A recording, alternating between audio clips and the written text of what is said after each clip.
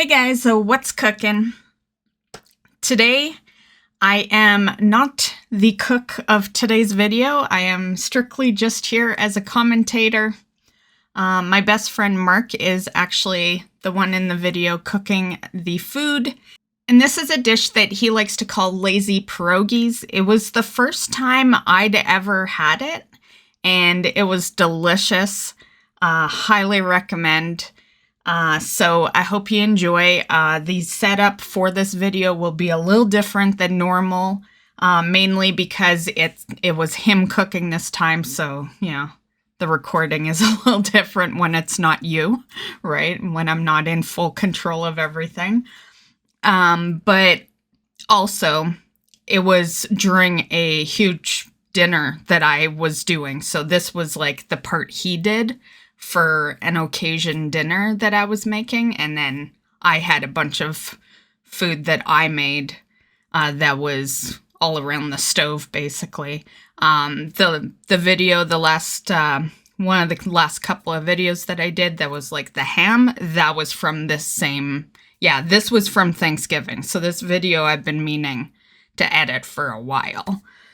So yeah, so we had a lot going on at this point.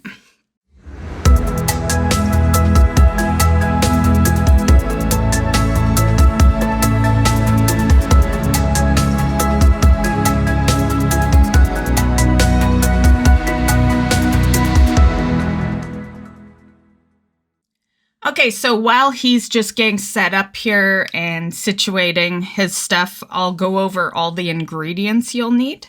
You're going to want 1 large onion, a pack of bacon, 10 creamer potatoes. You could use regular potatoes if you wanted as well. We buy creamer potatoes a lot. They just are so much easier. You know, you don't really have to worry about peeling them and all that. So totally up to you. You'll also want a little bit of salt on hand. He'll be using some Cheese Whiz in this video. Cheese Whiz is very much a Canadian thing. If you don't have the means to get some Cheese Whiz, basically what Cheese Whiz is, because I know I've gotten this question from some of my American friends, it's melted cheese in a jar. So it's kind of like, I don't know, I guess it would be kind of like peanut butter, right? Like peanut butter is melted peanuts in a jar. Same sort of deal with Cheese Whiz. So whatever you guys have, wherever you are situated, that is basically melted cheese in a jar. I'm sure you could just use cheddar cheese. I imagine it would be a cup to 2 cups, whatever half a jar would do. Just easier for me to kind of go exactly off what he's doing. So let's just say half a jar of Cheese Whiz. You're also going to want some lasagna noodles. And then he does sprinkle some cheddar cheese near the end when he's layering everything. So a little bit of cheddar cheese on hand would be good as well. Okay, so to start, he does have a pot on the stove right now of just water situating to boil. That's going to be for your potatoes, of course. So you can start with that. So just get a large pot, put it, you know, fill it with water, put it on stove, throw it on high, boil it. He is also dicing up some onions. That is going into a frying pan that is on the element right now, which I will be showing you later. So you will see those elements. Like I said, the video is a little situated a little differently today. So you're going to want to cut up a 1 large onion, dice it, throw it into the pot. You'll probably want to throw a little oil or butter into the frying pan as well for the frying process. And then you're going to take all your bacon out, and you're also going to dice that up. So just cut it in the strips and then dice it up a bit into small little chunks. And then you're going to throw that into the frying pan that has the onions and just fry the onions and bacon up. you can take a little break here because you're basically waiting on the potatoes to soften. And yeah, so if you are using big potatoes, cut them as small as you can. That helps them cook a little faster if they're not in huge chunks. Another reason that creamer potatoes is good, but you know, as you can see, he was cutting the creamer potatoes as well, so it's not like we just throw the creamer potatoes as is in there.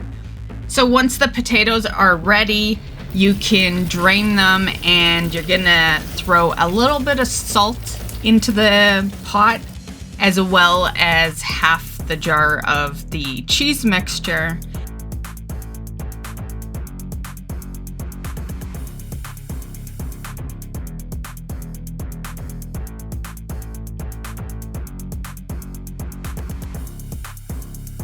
And you're just gonna mash your potatoes. And while this is going on, you can be cooking the lasagna as well. Lasagna doesn't take too long to cook, so you can totally do it while you're making the mixture for the potatoes. And then you're gonna want to get a tray. He actually bought one from the store, one of those rectangular trays, but you guys have seen in many of my videos in the past that we actually have a glass rectangle tray. You can use one of those too, and anything that's like a long rectangle type baking tray. Okay, so at this point, each step is basically the same. So you're gonna layer out 5 to 6 lasagna pieces. You can see he's got the bottom layer here, and then he's gonna grab his potato mixture and he's gonna add, you know, a few large spoonfuls just to kind of cover it. You can see in the footage how much. And then he's gonna grab the frying pan that has the onions and the bacon, and he adds that on top.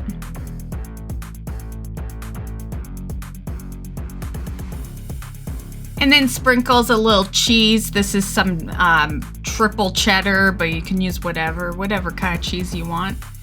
And then he starts the layer all over. So back to the lasagna noodles, the potato mixture, the bacon mixture, and then cheese. And he just keeps doing that until he's out of noodles, basically, or the tray is full. If I remember right, he had a few noodles kind of remaining in the pot near the end. Yeah. And then you just put it in the oven. Now, everything's basically cooked, so you're really just looking to, you know, bake it, really. Just brown the lasagna noodles, melt the cheese, you know, stuff like that. And so it's only going to be in there for like 10 minutes. Cute little kitty cat intermission. You gotta look at the camera. Mystic. Yeah. Okay, it's going in the oven now. Weighs about 8 pounds. So, about the same as the ham.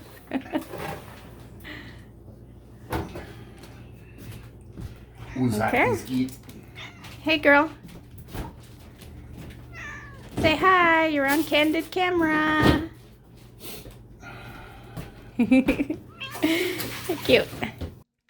And that is the video. So unfortunately, I didn't have a coverage of me testing it out. Usually I do that, but I'm usually alone in the kitchen, right? And I'm usually the cook. So I'm not usually only the commentator, right? So yeah, like I said, the video was kind of operated a little differently. I was also pretty busy myself because I had been making a ham, some veggies, and some other stuff.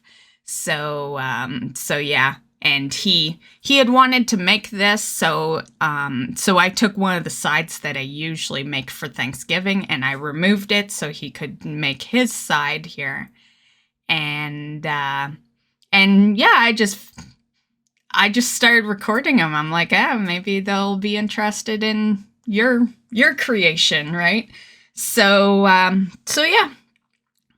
So with that said, all I really got is this picture for you guys, but trust me, it was delicious. You know, maybe this is something you guys would like to try to make yourself. It's definitely feeds a lot.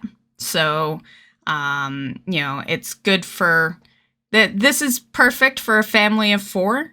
And if it's less than that, you're going to have some leftover. So yeah, it's a lot of food here. One last thing I thought I would add as well, because you don't see it in this video, but I do very much remember this part. But we also had sour cream at the side, so when dishing it out, we put sour cream on top, you know, to give it more of that pierogi feel, right? Yeah, so definitely also make sure that you grab a thing of sour cream. If that's what you like, you know, I know not everyone loves sour cream, but to me, pierogies aren't pierogies without sour cream. That is the video. I hope you enjoyed, and we'll see you in the next video. Bye, guys.